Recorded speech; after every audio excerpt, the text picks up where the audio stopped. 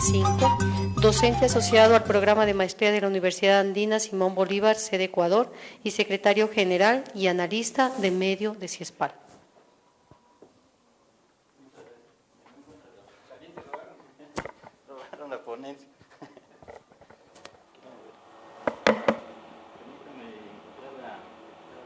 Ya.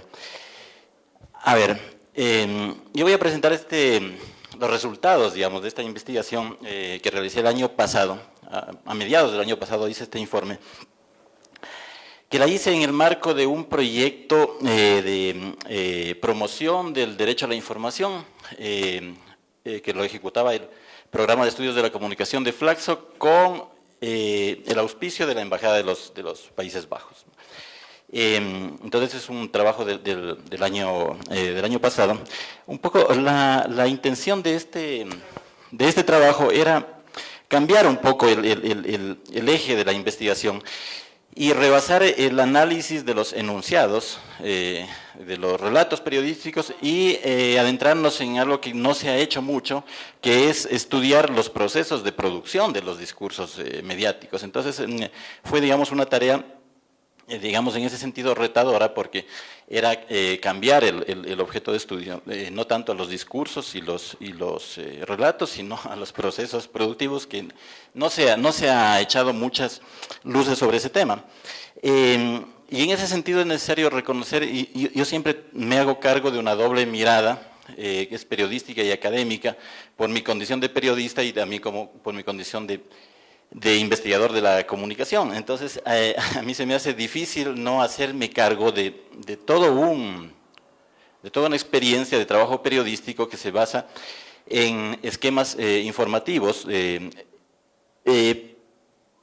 puestos en diálogo con modelos interpretativos. Es decir, las dos formas de construcción del conocimiento periodístico y académico son las elementos con los que yo intento producir, digamos, los trabajos que yo hago, ¿no? Para abordar este tema de la cultura periodística, necesariamente tenía que definir una perspectiva teórica. Es decir, es difícil asumir un trabajo de esto sin adoptar una perspectiva teórica. En este caso se hacía evidente la necesidad de partir de los presupuestos básicos de la economía política de la comunicación, que dicho de una manera esquemática, es la manera como se articulan los poderes políticos y económicos en los espacios informacionales y culturales, ¿no? Podemos ampliar este tema de la economía política, pero vamos a tomar, digamos, estos presupuestos básicos para decir que desde esa mirada, digamos, desde esa perspectiva teórica, yo intento construir un modelo interpretativo de lo que sería la cultura periodística en el Ecuador, entendido como un modelo interpretativo, simplemente un conjunto sistemático de enunciados, o una representación esquemática de un objeto de estudio. Quiero decir, lo que propongo es un conjunto de enunciados a los que yo los tomo como base para decir que eso es la cultura periodística, el concepto de cultura periodística, ¿no? Entonces, desde esa perspectiva, propongo entender la cultura periodística sobre la base de tres elementos básicos. Un modo de hacer y producir, ¿no? Esto tiene que ver con el régimen de propiedad y control de los medios de comunicación, ¿no? Ese es un elemento de la cultura periodística. El segundo elemento sería un modo de pensar y de actuar, que se refiere a las condiciones de producción del relato periodístico, a las condiciones de trabajo, a las relaciones internas de los trabajadores de prensa que producen este relato periodístico. Y el tercer elemento de este concepto de cultura periodística sería un modo de decir y narrar que se refiere a los discursos y prioridades informativas. Ok, cualquiera de ustedes me puede decir, yo propongo otro elemento. Sí, perfectamente válido. O me pueden decir, esos no son, yo propongo 3 o 5 elementos distintos que los que tú has propuesto, pues de acuerdo. Lo que pasa es que desde la perspectiva teórica que estoy aplicando, que es la economía política de la comunicación, yo propongo esos tres elementos para entender el concepto de cultura periodística. Con esa base, con esa mirada, con esa perspectiva teórica y con ese modelo interpretativo que yo propongo, me lanzo a la investigación, ¿no? Y escoge un método etnográfico, que no es otra cosa que participar de la vida de una determinada comunidad, en este caso de una comunidad periodística, y buscar los elementos que me permitan explicar sus comportamientos, ¿no es cierto?, sus conductas, sus modos de ser, sus modos de actuar. Es decir, estamos ante una investigación eminentemente cualitativa, de manera que no tengo aquí gráficos, ni números, ni nada. Todo lo que yo voy a decir es la explicación, el modelo interpretativo que yo hago sobre la base de un trabajo etnográfico que incluyó entrevistas, observación, testimonio, acompañamiento, convivencia, ¿no es cierto?, con esta comunidad periodística, de la cual, por cierto, yo sigo siendo parte. Entonces, es importante aclarar ese aspecto, ¿no? El segundo aspecto que a mí me interesa, digamos, exponer en este diálogo es el contexto de la investigación, ¿no es cierto? Esta investigación se produce en lo que yo llamo la confrontación entre un Estado comunicador y unos medios proselitistas, ¿no? Esto significa el momento de mayor tensión entre el gobierno y los medios de comunicación, especialmente en torno al debate por la ley de comunicación. Y creo que una de las características de este momento histórico es que estamos ante dos corporativismos fuertes, ¿no? Un corporativismo estatal y un corporativismo privado, ¿no? Tenemos un corporativismo en ambas direcciones cuyo efecto es la anulación de la diversidad individual. Es decir, periodistas, digamos, trabajadores de prensa y personas vinculadas al poder político están subsumidas, digamos, en un discurso corporativo que anula las diversidades y las discrepancias internas. Tenemos un poder político que privilegia la institucionalidad, o sea, hay la reafirmación de una racionalidad institucional, ¿no? El poder político actual privilegia esta institucionalidad, los ministerios, las secretarías, los consejos, las comisiones. Es decir, el grueso de la conflictividad social para el gobierno actual se resuelve mediante la creación de más institucionalidad, ¿no? Por algo se ha pasado, creo que de 16 ministerios a 28. Es decir, se privilegia esta racionalidad institucional por sobre el diálogo con la organización social. No hay diálogo con los movimientos, con los colectivos, con los grupos. Me parece que esa es una de las características del poder político en este momento. Pero a la par, tenemos un poder mediático que privilegia el discurso empresarial, ¿no? Aquel discurso empresarial de la libertad de expresión, de la independencia de los medios, de la supuesta objetividad de la información, por sobre el pensamiento crítico de los medios, como es el pensamiento sobre la responsabilidad social, como los procedimientos informativos éticos, como la capacitación. Entonces, me interesa situar este trabajo dentro de un momento dominado por dos corporativismos fuertes, y ustedes saben que los corporativismos terminan anulando las potencialidades individuales, las diversidades, los aportes personales, ¿no? Uno de los primeros rasgos de la cultura periodística sería entonces el régimen de propiedad y control. Recuerdan que ya hablamos de esos tres elementos. Y el régimen de propiedad y control nos dice que en el Ecuador existe un 95% de medios privados, ¿no es cierto? Por lo tanto, las relaciones de poder, las tensiones internas, las prácticas, se han generado casi exclusivamente en medios privados, ¿no es cierto? Es decir, cuando decimos que los medios estatales o públicos están alineados al poder político, esto no es un invento del poder político, esto es un invento, esto nació en los medios privados. En los medios privados se les enseñó a los periodistas a trabajar para un dueño y no para el público. Entonces, las relaciones de poder y las tensiones internas provienen de una cultura generada en medios privados. Entonces, no se puede equiparar en este momento lo que pasa en medios privados con lo que pasa en medios públicos, ¿no? Esto a mí me lleva a organizar un perfil breve del sector, ¿no? Repito que todo esto se basa en entrevistas, en testimonios y en observación, ¿no?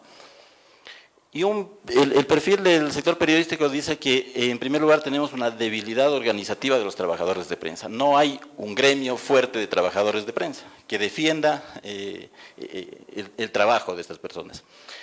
Hay una carencia de procesos de formación de los periodistas. Los medios no propician la formación de sus trabajadores de prensa. Yo tengo en mis clases, tengo periodistas que estudian, ¿cómo se dice?, a escondidas, es decir, sin que sus jefes periodísticos se enteren, porque podrían ser sancionados por eso.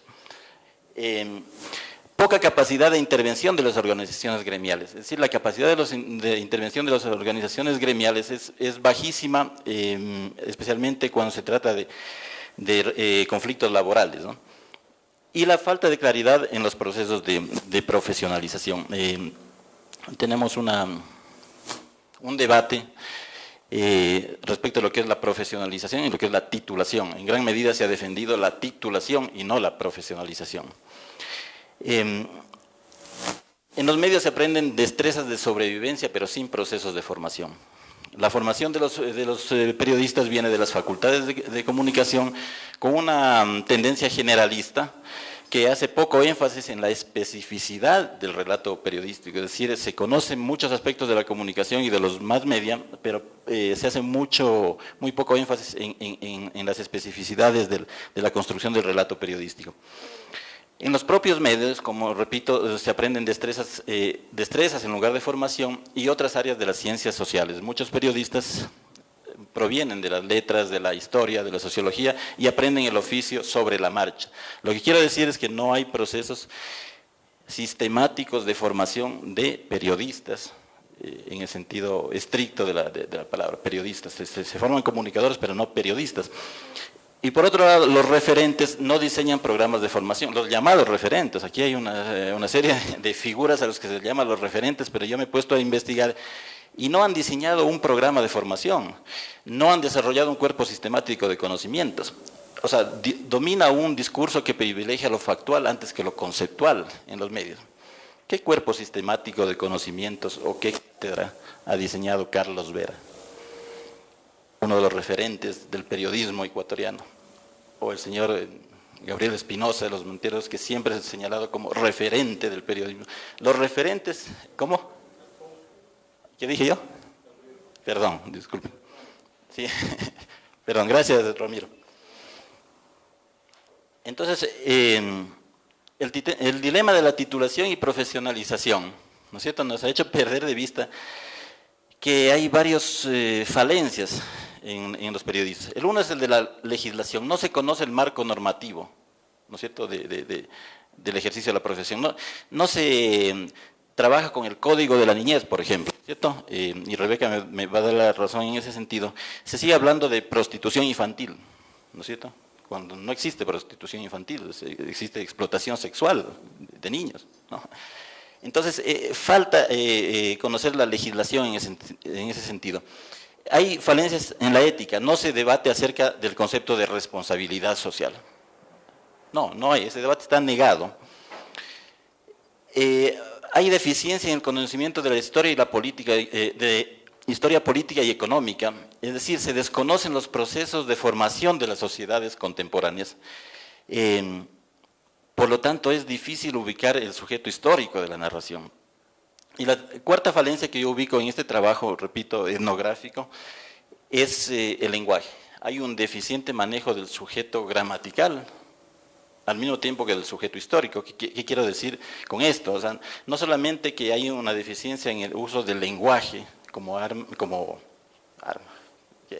como herramienta de expresión, sino el desconocimiento de los procesos sociales. Por lo tanto, se ubica el sujeto donde no donde no es, ¿no? Es decir, punto, ya, ok, entonces voy a resumir antes de pasar a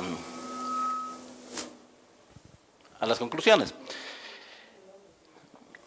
Uno de los temas que no se ha analizado y que yo trabajo en este informe, aquí lo pongo punteado, en el informe que ustedes van a revisar, o si quieren en el informe amplio que está en la facultad, en la Flaxo, yo desarrollo este tema de la disidencia, ¿no es cierto? La disidencia es una realidad en el periodismo ecuatoriano de la que se ha hablado poco. Se ha hablado poquísimo de esa decisión inmoladora que toman muchos periodistas cuando ven quebrantarse la relación entre sus aspiraciones individuales, éticas y las exigencias profesionales. Entonces solamente voy a caracterizar lo que sería la disidencia, que sería el proceso, uno, el proceso de ruptura entre obligaciones laborales e ideales personales. Dos, la omisión del concepto de cláusula de conciencia. No se aplica el principio de cláusula o el derecho a la cláusula de conciencia en el Ecuador.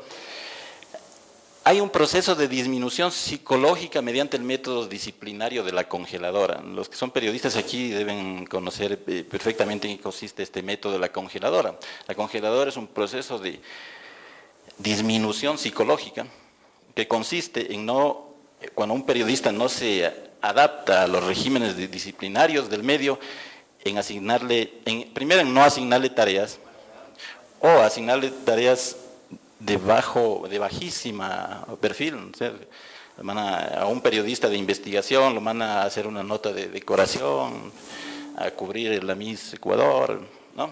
Es un proceso psicológico de disminución, ¿no? Hasta que el periodista se termina inmolando y exorcizando su situación con la renuncia, ¿no? También se debe a un intento de reconstitución profesional y personal en otro ámbito laboral e intelectual. Ahí doy cuenta de una experiencia personal, digamos. Yo me inscribo en ese ámbito, me ha tocado reconstituirme en otros espacios académicos, digamos, intelectuales y laborales. Y es un proceso que comienza y termina en el disidente y su familia sin repercusión social ni efectos legales. Hay una vulneración al derecho al trabajo y la libertad de pensamiento. Yo voy a dejar el resto para el diálogo y solamente voy a terminar con las conclusiones, porque Rebeca me está diciendo que ya, yo ahí no soy deliberante, sino obediente.